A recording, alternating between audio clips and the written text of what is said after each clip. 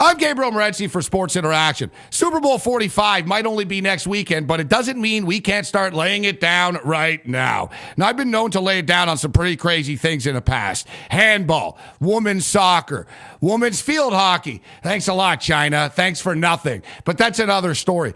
Although I generally stay away from a lot of the crazy Super Bowl props, all right? Listen, I'm not Janet Jones-Gretzky here, all right? I don't bet on coin tosses, but I will be laying it down on the length of the national anthem as America's starlet Christina Aguilera will be performing the national anthem at Super Bowl XLV. The over-under right now, SIA Super Bowl prop page, is 1 minute and 53 seconds. Now, I've checked out Christina Aguilera's national anthems in the past, and the only thing longer than Christina Aguilera's U.S. national anthem is a line of cocaine that Charlie Sheen blows, all right?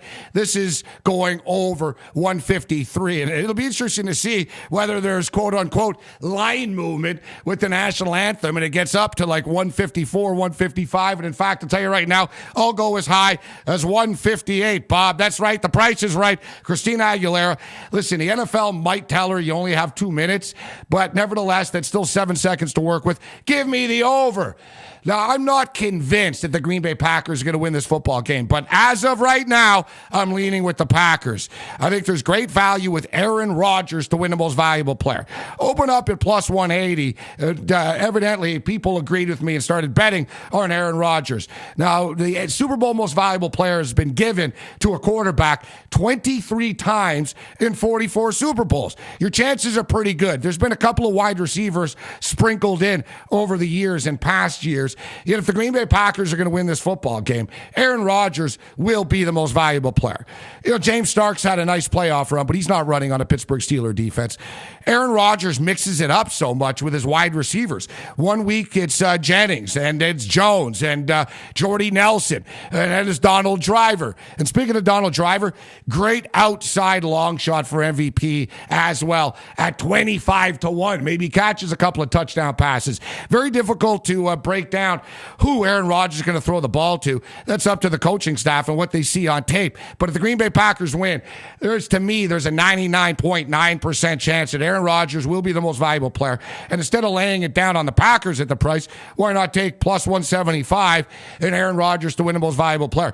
Great odds with Big Ben Roethlisberger. Now, Ben Roethlisberger is one of the best big game quarterbacks in the history of the National Football League. And he's plus 350 to win the most valuable player. But you got to wonder if the sanctimonious, holier-than-thou media guys hold it against Ben Roethlisberger and don't vote for him. Because this is what it comes down to. I mean, this is all on Chris Mortensen. This is on Peter King and who they think the most valuable player of the Super Bowl is. It's decided by the NFL writers and the beat guys. So maybe they hold a grudge against Ben Roethlisberger for the controversy coming into this year. Right now, I love Aaron Rodgers in this spot. Now, if you can't wait for next weekend for the Super Bowl and you want to lay it down on some football, we got a couple of games on the board. It's the Pro Bowl. Now, taking a look at the Pro Bowl numbers, the number opened up at 64. It quickly came down to 62. And there's a reason why. 64 is a lot of points. You need a perfect, clean ride. You look at all the talent. You look at the lack of intensity on the defensive side of the football in these Pro Bowls, and it'd be hard not to take a look at the over. 2 of the last 3 Pro Bowls have gone over 72 points, let alone 62. I like the over in the Pro Bowl, and I'm also going to be taking a look at the over in the Senior Bowl. Now, last week we took the under in the Shrine Game. This week's different. Colin Kaepernick, Nevada. Ricky Stanzi, Iowa.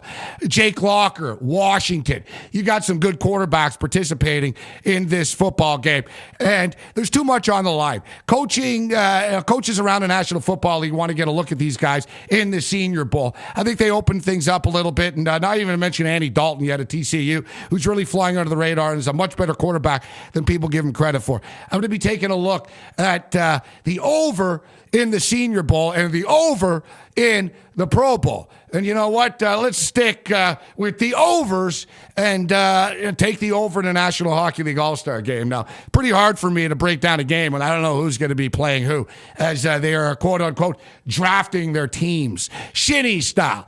You know what? It'd actually be cooler if you all just put your sticks in the middle of the ice and picked your teams like we all used to when we were kids. But oh yeah, your composite sticks would probably break when you toss them into the center of the ice. Now, whatever. The NHL can do whatever the hell they want to do, because whatever they do is usually not very smart. Seriously, maybe if the fans got to draft, let's say, a new commissioner, then that'd be interesting. And Don Cherry's a new commissioner. Wayne Gretzky's a new commissioner. How about anybody is the commissioner besides Gary Bettman? As evidently Gary Bettman knows more about the NHL fan base than we do, because Clay Aiken, you got to be kidding me. Clay Aiken's going to be forming at the NHL All Star Game. I didn't want to watch this game in the first place. Now it just cements it. Now, Carolina, their theme song is "Here I Am, Rock You Like a Hurricane." Now, I think the Scorpions might be retired, but nevertheless, the Scorpions cover band would be better than Clay Aiken. Get Ric Flair. Woo! Ric Flair, he's basically your human mascot, isn't he? Ric Flair singing the national anthem would be cooler than seeing Clay Aiken. You know who would be better than Clay Aiken? Anybody would be better than Clay Aiken. Clay Aiken is so not a celebrity. He's been rejected from like Dr. Drew celebrity rehab because he sucks so much. Good job, but you try to talk about the NHL in a feel-good moment, but hey, Clay Aiken? Seriously? Really? Clay Aiken? We got some Strikeforce this weekend as well for you MMA fans. I'm going to be in Las Vegas, Nevada next weekend, and I can't wait. We got a great Super Bowl card. We got a great UFC tilt. It's going to be a great weekend next weekend, but Strikeforce this weekend. Truth be told, I'll be more interested if it was Christine Cyborg Santos fighting Diaz instead of her husband. It is what it is. But Jacare Souza, he's one of the more underrated fighters in mixed martial arts.